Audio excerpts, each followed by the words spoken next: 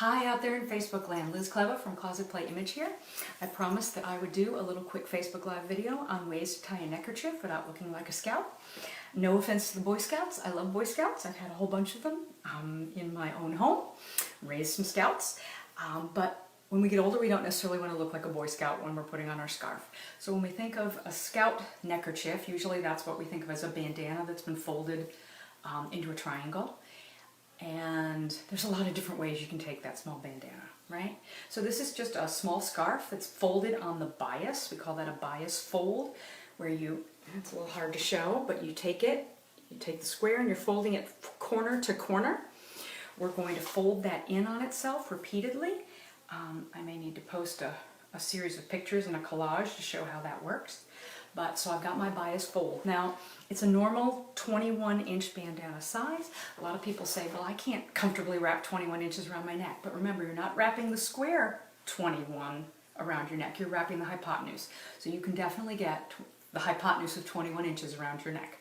Now, you may not get it around twice, so my basic favorite, the one you see me in a lot of times, is just around this way. So start in the front to the back, tie a little square knot, and you're done. There you go. Now, if that's too short for you, if you can't comfortably do that, these are handy dandy, these little scarf buckles or scarf clips. This one's made out of horn. I ordered it from Amazon.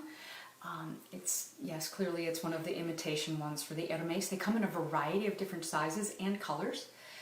So if you need a little bit more space, you just pop your scarf through this.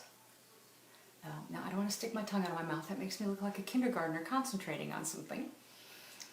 And so there we've got one side. Now, this is a lot easier if you're actually looking in the mirror and not trying to do this on a camera in front of on Facebook Live. I promise you, it is simpler if you're doing it in your own mirror. All right, now like I said, this one's just a plain black horn one. They come in a variety of colors.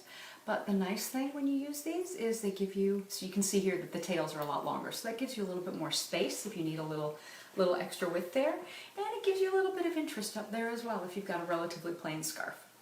So those are two basics right there. I'll set that down.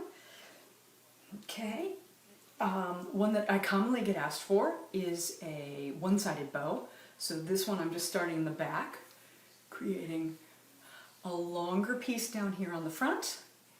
Create my loop, and now I'm going to tie as if I'm tying my shoes, but instead of creating a bow with that second piece, I'm just going to pull it through, and I get a little bit of color down here, I get a little bit of floof up here, and if I want, I can actually puff that out further, but I don't need any more bulk up there.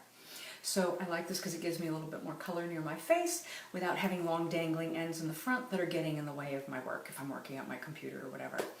Another way to have a good time with that and have a little color around your face without your scarf getting in your computer. Now, granted, this one's not going to hang there, which is one of the reasons I like these short neckerchiefs.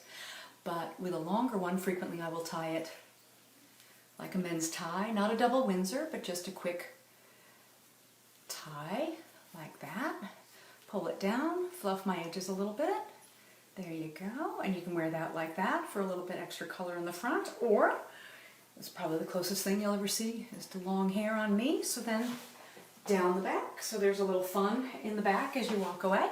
I'll do that a lot of times with a much longer scarf and have it hanging down the back as well. So that was 1, 2, 3, I think that was 4. This this tie is also a great way to tie it on a handbag handle if you want that, because then it'll lay flat instead of bulking up. A lot of times people don't like it when it's all bulky. So this is a nice way to tie it on a bag handle as well, or even on a belt loop and have it hanging down. It's a good way to take out the bulk and still get it to tie there. And one other last quick one is just a plain little bow, but on bump like that. Just a matter of evening it out and fluffing it out. And then that one is actually really cute in the back as well.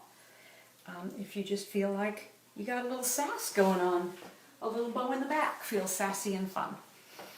So that was, I think, more than 5 ways, and I don't think that even took 5 minutes. experiments. So if you're feeling the love, or if you're not, maybe you should grab a bandana and try it.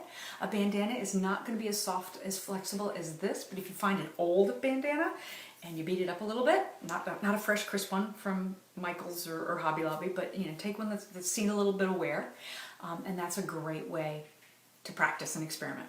Hope you have fun with your scarves. I have fun with mine all the time, as I'm sure you can tell, because I wear them constantly. I hope you have a lovely, lovely day, and thanks for visiting. Bye.